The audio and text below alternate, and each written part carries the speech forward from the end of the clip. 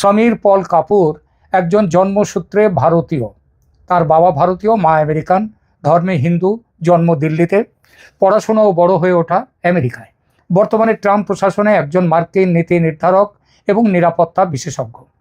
যুক্তরাষ্ট্র সরকারের দক্ষিণ ও মধ্য এশিয়া বিষয়ক অ্যাসিস্ট্যান্ট সেক্রেটারি অফ স্টেট তিনি, যে পদে তার আগে বাইডেন জমানায় ছিলেন ডোনাল্ড লু, যাকে শেখ হাসিনার পতনের সবচেয়ে বড় কারিগর বলে মনে করা হয়।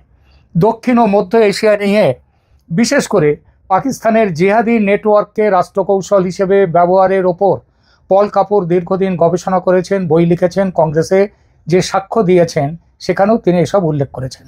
ট্রাম্প প্রশাসন তাকে এখন পুরো দক্ষিণ ও মধ্য এশিয়া অঞ্চলের কূটনৈতিক সমন্বয়কারীর দায়িত্ব দিয়েছে, যার মানে আফগানিস্তান থেকে শুরু করে ভারত, বাংলাদেশ, পাকিস্তান, সেন্ট্রাল এশিয়া সব মিলিয়ে এক বিশাল থিয়েটার তার টেবিলের ওপর।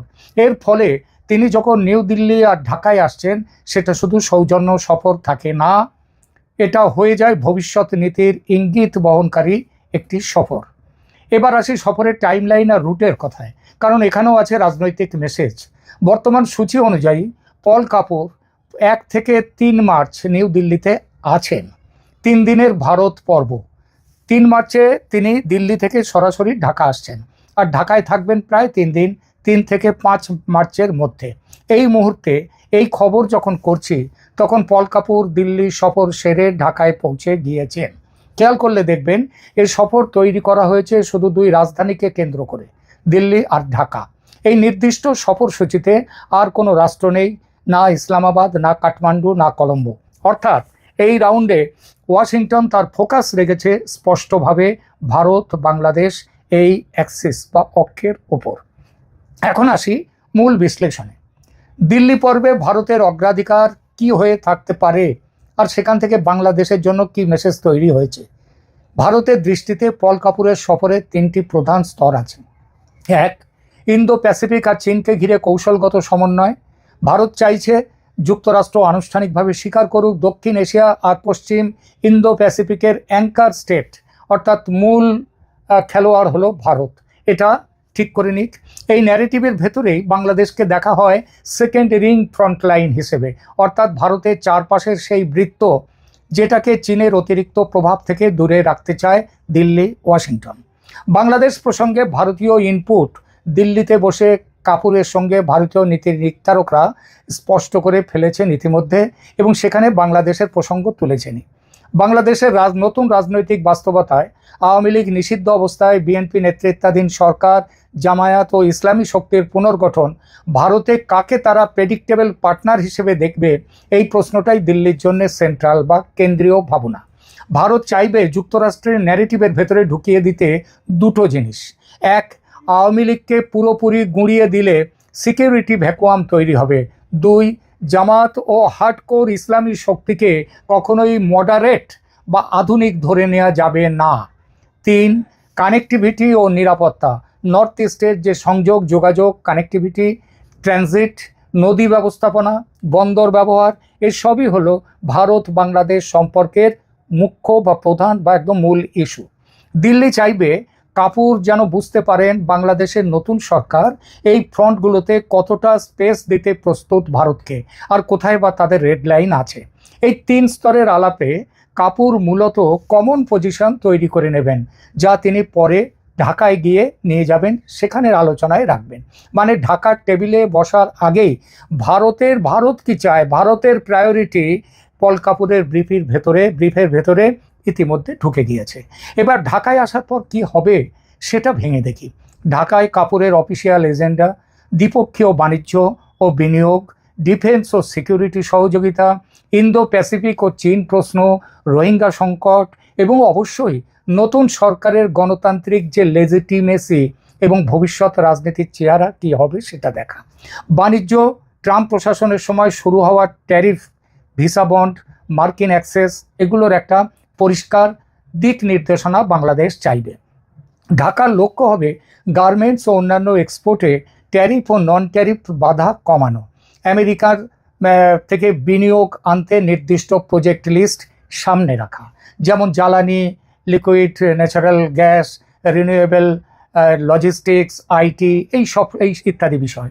এই সফরে হয়তো চূড়ান্ত চুক্তি হবে না, কিন্তু একটা যৌথ ওয়ার্কিং গ্রুপ বা টাস্ক ফোর্স ঘোষণা হওয়ার সম্ভাবনা বেশি, যা আগামী 1 বছর ধরে কাজ করবে। নিরাপত্তা ও ডিফেন্স, যুক্তরাষ্ট্রের চোখে বাংলাদেশ একটা ক্রিটিক্যাল জায়গা নিয়ে আছে। বঙ্গোপসাগরের নিরাপত্তা, সাপ্লাই চেনের রুট আর দক্ষিণ এশিয়ায় ইসলামী মিলিটেন্সি প্রতিরোধ করা, এই 3টি কারণে। তাই আমেরিকা চাইবে বাংলাদেশের ইন্দো প্যাসিফিক ফ্রেমওয়ার্কের ভেতরে আরও দৃঢ়ভাবে ঢুকতে, সেটাকে বেঁধে নিতে। নৌ নিরাপত্তা, সহযোগিতা, cyber security, counter terrorism, intelligence sharing, এই সব প্যাকেজের ভাষা আমরা যৌথ বিবৃতিতে দেখতে পাওয়ার আশা করতেই পারি। ডিফেন্স চুক্তির ক্ষেত্রে এই সফরে পুরো এগ্রিমেন্ট সই হওয়া কঠিন, কিন্তু নেগোসিয়েশন শুরু অবশ্যই হতে পারে, টেকনিক্যাল টিম গঠন অবশ্যই হতে পারে। আর আওয়ামী লীগ ও ইসলামী শক্তির রাজনীতির প্রসঙ্গটাও একটা বড় জিনিস। এখানেই সফরের সবচেয়ে স্পর্শকাতর অংশ। একদিকে আছে নিষিদ্ধ আওয়ামী লীগ, যাদের বিরুদ্ধে নানান অভিযোগ তুলে নিষেধাজ্ঞা জারি হয়েছে আর আইনগত পদক্ষেপ নেওয়া আছে। অন্যদিকে আছে জামায়াত ও বিভিন্ন ইসলামী সংগঠন, যাদের একটি অংশ এখন সরাসরি বা পরোক্ষভাবে রাজনৈতিক প্রক্রিয়ায় নতুন করে অংশ নিচ্ছে, এন্ট্রি নিচ্ছে। কাপুরের ব্যাকগ্রাউন্ড মনে রাখলে বোঝা যায় তিনি দুটো জিনিস একসাথে দেখবেন। এক, কোনো রাজনৈতিক ক্লিন আপ যদি এমনভাবে করা হয় যে তার ফলে সেকুলার বা সেন্ট্রিস্ট শক্তি পুরোপুরি ভেঙে পড়ে, সেটা হবে নিরাপত্তাজনিত ঝুঁকি, তিনি সেটা চাইবেন না। দ্বিতীয়ত, রাষ্ট্র যদি অঘোষিতভাবে ইসলামী মৌলবাদী শক্তিকে ট্যাকটিক্যাল পার্টনার হিসেবে ব্যবহার করে, সেটাও দীর্ঘমেয়াদে উল্টো ফল দিতে পারে।